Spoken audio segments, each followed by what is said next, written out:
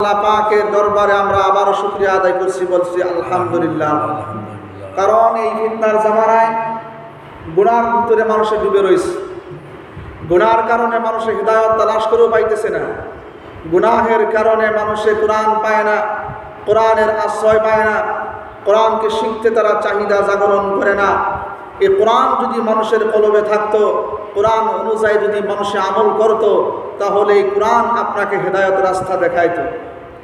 আর এই কোরআন কবরের ভিতরে আপনাকে সুপারিশ করবে।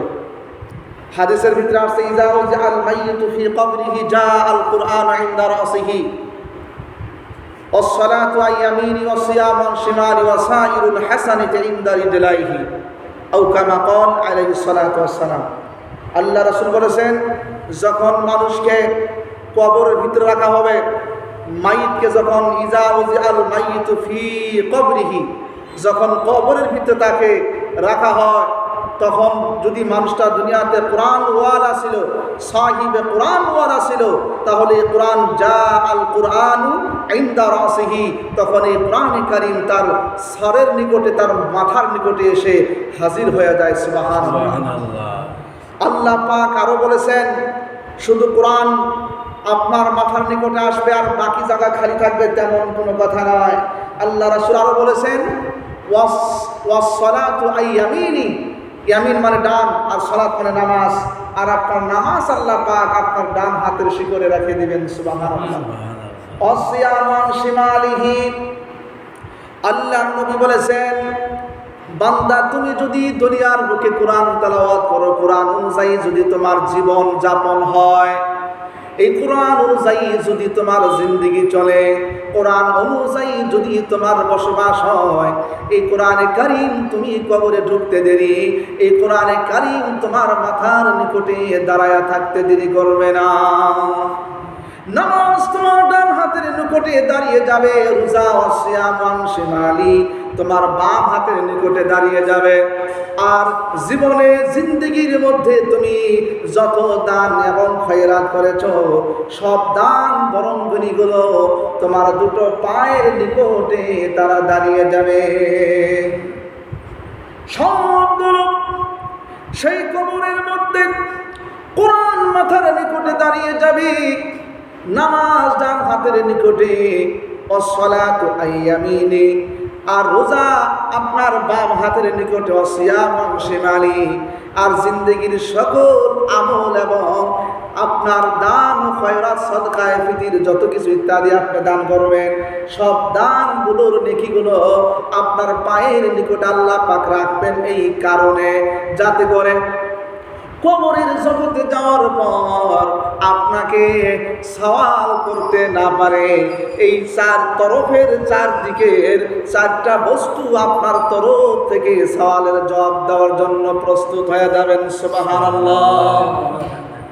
তাহলে সর্বপ্রথম হাদিসে আসছে, এই কোরআন যারা আপনারা আমল করবে, সাহিবে কোরআন যারা হবে, এই সাহিবে কোরআন ইনি কিয়ামতের কঠিন মুসিবতের দিনে 10 জন জাহান্নামীকে সুপারিশ করে জান্নাতে নেওয়ার মতো আল্লাহ পাক তারে ক্ষমতা দান করে দিবেন। সুবহানাল্লাহ। সেই কোরআনের মেহফিলে মানুষ কম হয় না বেশি হয়? কম হয়। তাহলে আল্লাহ রাসূল বলে দিলেন, মানুষ এখানে বেশি হওয়ার কথা ছিল, মানুষ বেশি সংখ্যক হওয়ার কথা। তার মানে এখানে বসলে যদি গুনাহ মাফ হয়, এই কোরআনের তাফসীরের মেহফিলে বসলে যদি আপনার জীবনের সকল গুনাহ আল্লাহ পাক মাফ করে দেওয়ার ওয়াদা করেছে, যদি মাফ হয়, এখানে মানুষ কম আসে। কারণ এই দুনিয়ার বুকে শয়তানের ধোঁকায় পড়ে তারা বোকা হয়ে, শয়তানের ধোঁকায় পড়ে বোকা হয়ে রাস্তাঘাটে ঘুরতেছে, মগর কোরআনের জলসা তারা খুঁজে পাইতেছে না। শয়তানে মাথার মধ্যে ইনজেকশন মেরে দিয়েছে, কলবের মধ্যে মারছে।